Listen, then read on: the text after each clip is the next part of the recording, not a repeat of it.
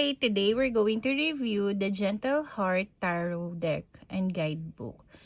It has 78 cards and guidebook inside. So, it's by Vanessa Somoyina. Illustrations by Anna Bastos. So, CEO and founder of View Life. Ang ganda niya, girl na girl in dating.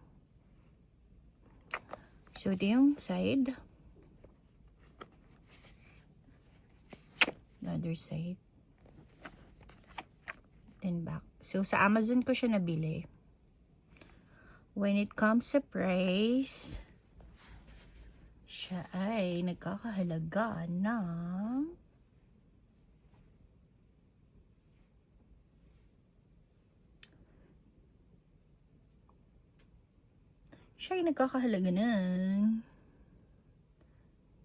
$2,750. Yan. Buksan na natin siya. Dito siya sa gilid. Binubuksan. I am love. I am worthy. Halagay. Ito yung guidebook niya. Maliit lang. Then gold gilded.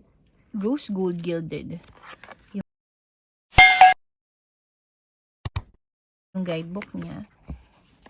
And then, ito naman yung loob niya. I am confident. I am beautiful. I am gentle.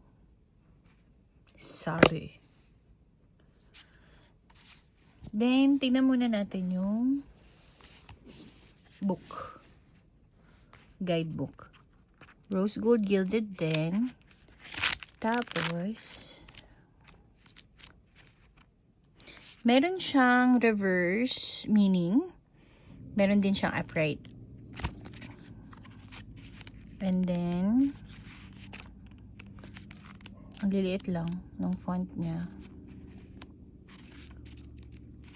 Tingnan natin kung meron siyang sample spread.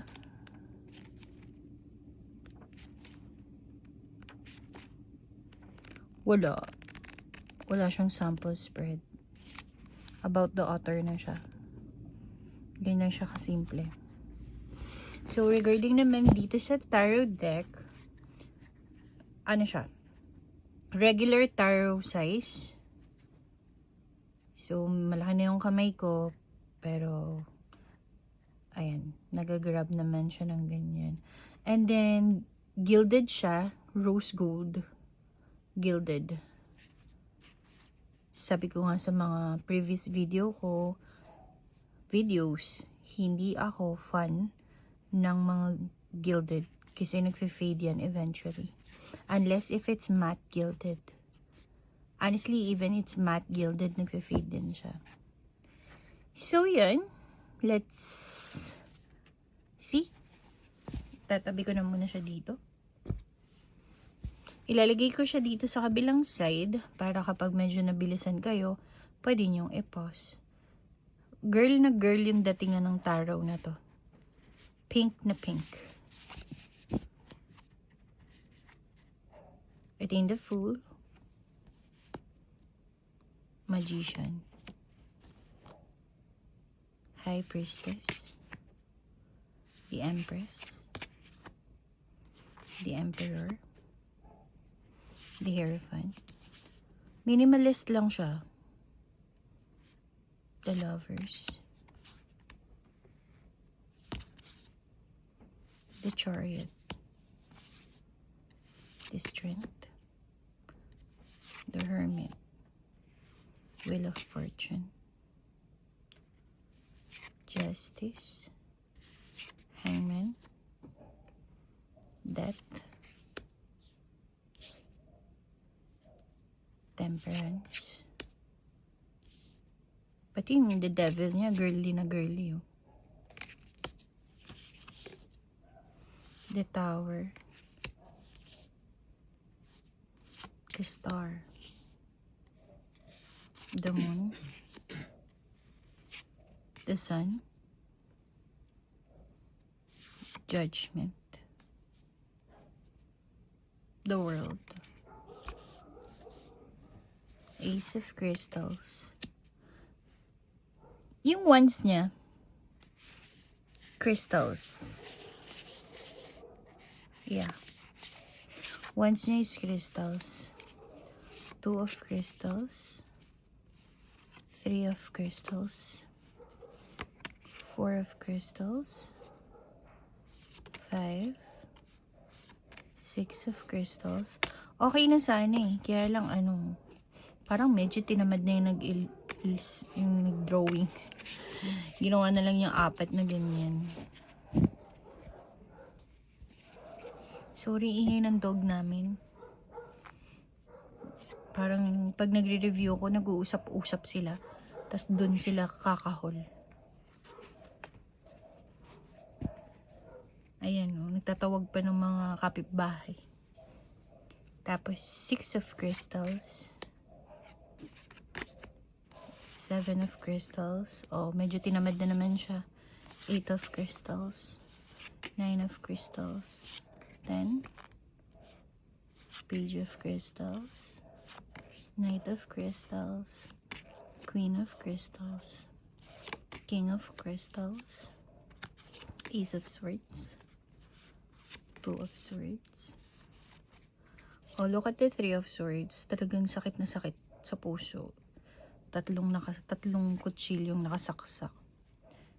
4 of swords. 5 of swords.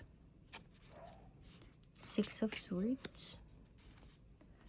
7 of swords. 8 of swords. 9 of swords. 10 of swords. Page of swords. Knight of swords. Queen of swords. King of swords. Ace of cups. 2 of cups. 3 of cups. 4 of cups. 5 of cups. 6 of cups. 7 of cups. 8 of cups. 9. 10 of cups. Yung 10 of cups, sana man lang ginawang family, no? Page of cups. Knight of cups. Queen of cups. King of cups. This is the pentacles. Ace of diamonds. 2 of diamonds. 3 of diamonds. 4 of diamonds. 5 of diamonds. 6 of diamonds. 7 of diamonds. 8. 9. 10 of diamonds. Page of diamonds. Knight of diamonds. Queen of diamonds. And King of diamonds. So, tingnan naman natin yung back. If ano yung itsura niya kapag naka-reverse. So, this is the upright. And this is the reverse. So, wala akong nakikitang difference. Pwede siyang gamitin for reverse reading. Hindi siya halata. So, pwede siyang gawin or gamitin for reverse. Quality. Ayan naman yung aso ko, diba? Okay naman siya. Hindi siya ganun nagbe-bend agad. The texture, it's kinda... Ang kulit ng dog ko, no? Tatapusin muna natin siya kumahol. Tapos na siya? Hindi pa. So, yun. Nakakita yan ng pusa. Kaya ganyan. Yung texture niya, okay naman. Ano ba to? Semi-gloss ba siya? Semi-matte. Parang semi... Ano ba tawag dun? Pag semi-gloss na, semi-matte pa. Anong texture yun?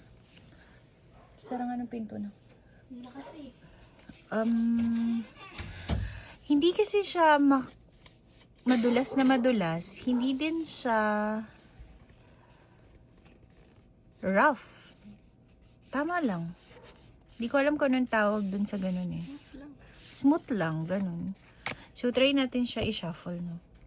Pag nagsha-shuffle kasi ako ng tarot, pag ganito, para hindi mag-bend. So, yan. Suwabe lang din, eh. Ang ganda niyang i-shuffle.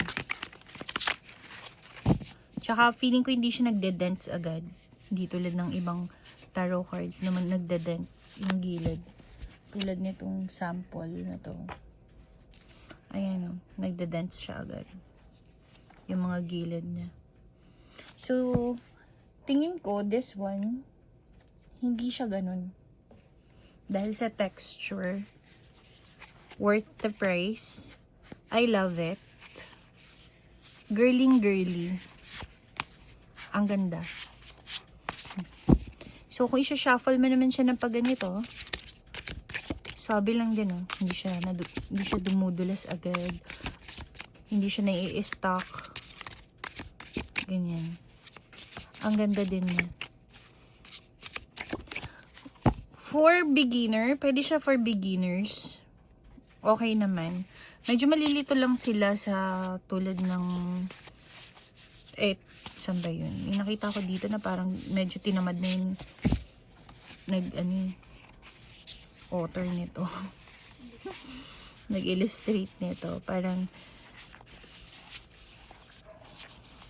for beginner pwede siya. I-recommend ko din siya for beginners. Pero may mga some images na parang medyo may hirapan kung intuitive reader siya. Pero if advanced reader ka naman na at kaya mo nang magbasa ng mga symbols lang or pangalan lang. Ayan, like this. 8 of crystals.